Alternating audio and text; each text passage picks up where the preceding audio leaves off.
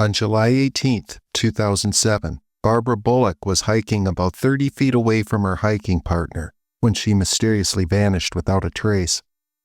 Barbara Bullock became deeply attached to Montana's Bitterroot Mountains from the moment she first saw them. The 55-year-old woman had a special affection for the hiking trail that led to the Bear Creek Overlook near Victor, Montana. On Wednesday morning, July 18, 2007, Barbara promised to take Donna, a relative, and Jim Raymaker, a friend, on a hike to her favorite Bear Creek Overlook spot. The initial plan had been for Jim and his girlfriend, Donna Biles, to join the morning hike. Carl, Barbara's husband, was related to Donna as his cousin. Donna and her boyfriend Jim had made the trip from California to Montana to visit Barbara and Carl. Both Jim and Donna were excited about the hike and eagerly anticipated it. Carl had previously suffered a heart attack and could not join the hike, so he stayed behind preparing dinner while the trio went hiking.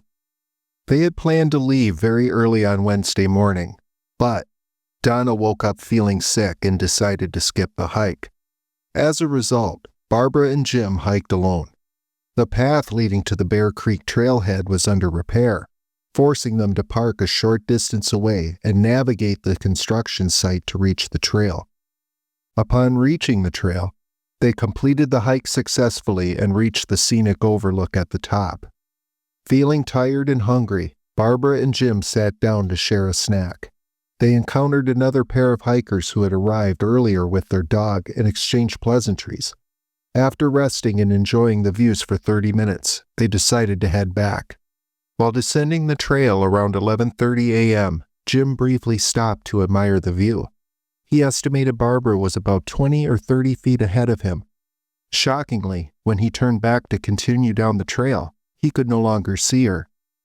When Jim realized Barbara was not ahead of him, he continued down the trail hoping to catch up, but he couldn't locate her.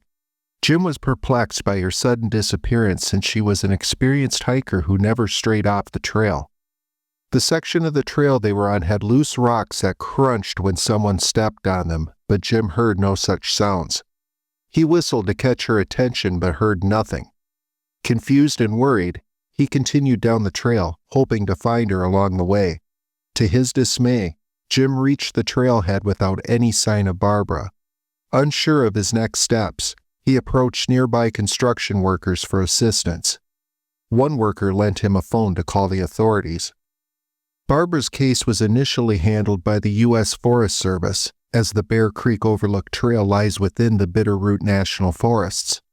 The park rangers promptly initiated a search, combing the rugged terrain for any clues.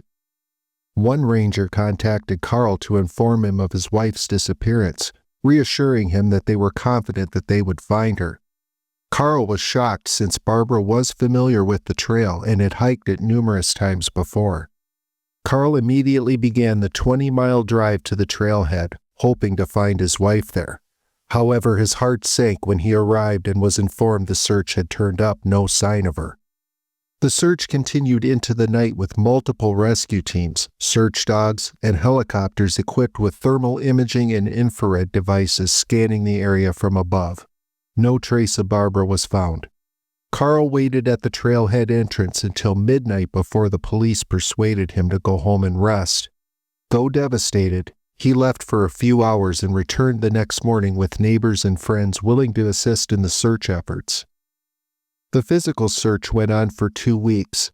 Professional rescue teams and volunteers scoured the area, but despite every effort and resource available, they found no clues or evidence indicating Barbara's whereabouts.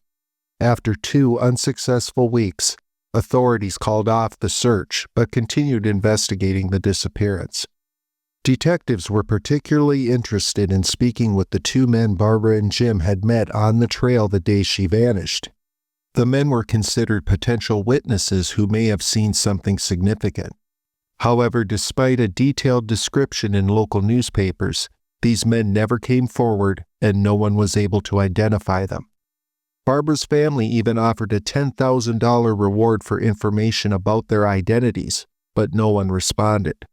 The Ravalli County Sheriff's Office also offered a $5,000 reward for any information, but it yielded no promising leads. Over a decade later, there remains no additional information about Barbara's disappearance, leaving her family still clinging to hope that she will be found someday.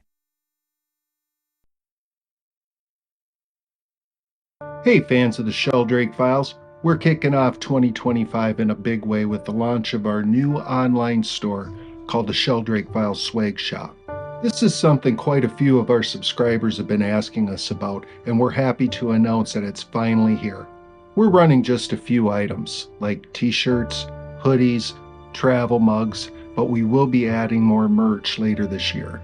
And since this is something we've been looking to do for quite a while, we're offering a special 20% off all items in the store until the end of January. Just follow the link in the channel description and check it out.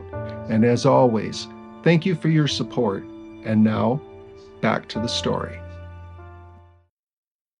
In September 2012, 53-year-old Linda Artega traveled to see her brother, Eddie Huff, in St. Joe, Arkansas, which is in a remote area about a mile from the Buffalo River National Park. The park is densely wooded and hilly, with numerous small bodies of water scattered across it. On Saturday, September 22nd, Linda and Eddie chose to take a walk in the park after Eddie heard about a great fishing spot and wanted to find it. While trying to find this fishing spot, they decided to go off trail and ended up getting lost. Realizing this, they were confident that they'd find the trail since there was plenty of daylight left. But as darkness began to fall, they still hadn't found the trail, and they realized they'd be spending a night out in the woods. What exactly happened next remains unclear. The facts are that Eddie and Linda went into the woods together and remained together throughout the next day, still trying to make their way out of the park. But on the following day, which was Monday, somehow they got separated. Eddie made his way out, got into his car, and drove home. Obviously, his family was happy that he had returned, but now the pressing question was, where's Linda? Eddie simply said that everything was fine and that he dropped her off at a relative's house. His family, shocked, called that relative that Linda was supposedly with, only to be told that she wasn't there and that they had not seen either Linda or Eddie. When they confronted Eddie again, he suddenly realized that he had no idea where she was, and that he had no idea what had actually happened over the last couple days. Authorities were notified, and a large-scale search started. For several days, teams scoured the park and found nothing. So 3 days after Eddie found his way out of the park, and 5 days after they had initially become lost, searchers on all-terrain vehicles came across Linda, alive.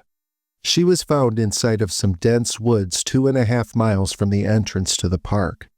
Just like Eddie had been, Linda was disoriented and had no idea of what happened to them. The search teams took her to the hospital, where over time some memories came back. Linda would recount that she and Eddie were out searching for this awesome fishing spot, wandered off the trail, and found themselves lost. After waking up the next day, they continued trying to make their way out, but with no success. By Monday, Linda's memories started to fade. She remembered waking up and suddenly taking off running into the woods, convinced that Eddie was injured and needed help. It was about that time that Eddie made his way out of the park. She described running through the woods and screaming for help, hoping and praying that someone would hear her. She recalled eventually coming across a group in the distance who she thought were hikers. She was yelling and waving at them, but instead of acknowledging her, they simply stared at her for a few moments before ducking behind trees as she ran up to them. A shocked and frightened Linda then moved back about 100 yards or so, only to see what she thought were the hikers pop back out and continue to watch her, so she retreated even further. Her memories faded at that point, but she said the next thing she remembered was waking up at night on the ground hearing the sounds of footsteps surrounding her. She could sense that she was being watched, but in the pitch black of night she couldn't see anything. These strange footsteps continued to circle her until dawn. Then, as daylight broke, she remembered that she could see dark silhouettes of what she thought were men surrounding her. Whatever or whoever this was, once they realized that she could see them, they turned around and fled deep into the woods. Linda was certain that there was something out there watching and stalking her the entire time. She said that eventually the search team found her and took her out of the park. Linda and Eddie's odd and bizarre accounts of what happened had investigators scratching their heads. Why was Eddie convinced that he had dropped Linda off at a relative's house? How did he find his way out while Linda remained lost? Who or what were the figures that Linda saw, and why can't they remember most of their ordeal in the park? One theory suggested that Eddie and Linda may have eaten hallucinogenic berries, but both Eddie and Linda maintain that this didn't happen, and that something beyond our understanding is at play here.